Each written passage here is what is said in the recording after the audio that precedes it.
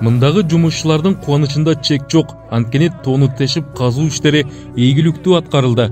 7 жыл мурда казылып башталган туннель акырына жетип, эки тарабынан казылып келе жаткан бөлүгүнө жетти.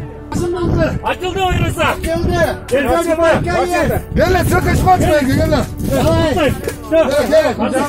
Açıldı. Түндүк түштүк альтернативдүү жолунун Көгар ташуусуна курулуп жаткан туннелдеги казуу иштери 2015-жылы башталган. Анын жалпы узундугу 3890 метр. Курулуш иштери эки тараптан тең аткарылып келе жаткан. Жумушчулардын жарымы түштүк тараптан, жарымы түндүк жагынан казуу иштерин баштаган. Кечээ 30 январда кичи туннелдеги казуу иштери акырына жетти. Бир эле чоң туннель бар.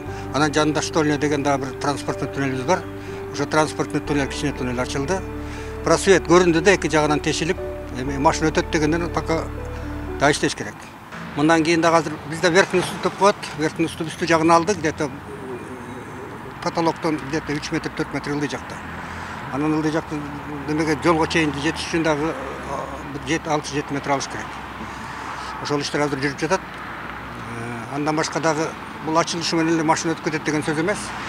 Анан азыр металлический аркалар коюлуш керек, бетондор луш керек, алга катыш керек. Андан башка освещение, вентиляция деген дагы жумуштар бар. Ошолор бүткөндөн кийин анан бул туннелди штольня ачылды деп эсептесек болот. Көгар ташуусундагы негизги туннелде дагы 900 метрге жакыныраак казуу иштери калды. Анын бийиктиги 9, ал эми туурасы 10 метрди түзөт. Бул экинчи техникалык категориядагы эки тилкелүү кыймылды эркин өткөрүүгө мүмкүндүк берет. Ош-Бишкек жолундагы Көлбаев туннелинен 2 эсе чоңураак. Иш жүрүп атат.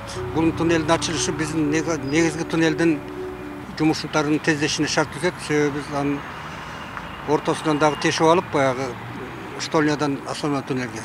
Нар жагынан дагы, бир жагынан дагы, төрт жагынан иштейли деп ойлоп атабыз. Ушундай багытта иштеп жүрөт. Бул туннель толук качан бир ишке түшө турган? Эми биздин аракетибиз быйыл түшүрөлү деген ойдобуз, но возможно наркы жылга да өтүп кетиши мүмкүн да. Ал бир топ нерселерден көз карандан, ичиндеги грунттан. Андан башка да кытайлардын көпчүлүгү азыр оруш кары жакшы болушуп атат да. Туннель куруу иштери бир топ убакытка кечиккен. Ушул тапта 200дөн ашуун Кытай жараны жана 20дай жергиликтүү тургундар иштеп жатат. Жалпысынан ири туннелдеги курулуш иштери быйыл жыл соңуна чейин аяктайт. Экинчи категориядагы жол катары курулуп жаткан долбоор ишке ачса, түндүк менен түштүк аймактарынын катышы жакшырат дешет адистер.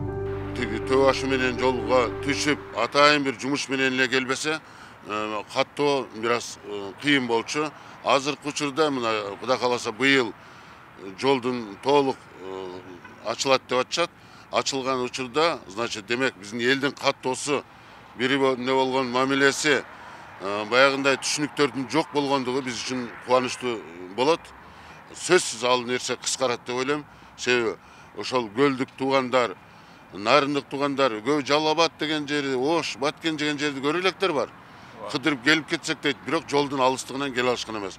Балыкчы Жалал-Абад багытындагы 433 чакырымдык жол Кыргызстандын эгемен тарыхындагы эң ири долбоорлордун бири. Жол курулушу 2014-жылы башталып, Насияга келген каражатка салынууда. Курулушка кеткен $850 миллион Кытайдан алынган. Альтернативалуу жол 2018-жылы пайдаланууга берилиши керек болчу. Дегени менен 7 жыл мурун башталган бул стратегиялык жол убагында бүтпөй, сарпталган каражаттары да сындалып келе жатат. Жолду пайдаланууга берүү жагы 2023-жылга пландалып жатат. Руслан Калматов, Шырдат Эгембердиев, 7 канал.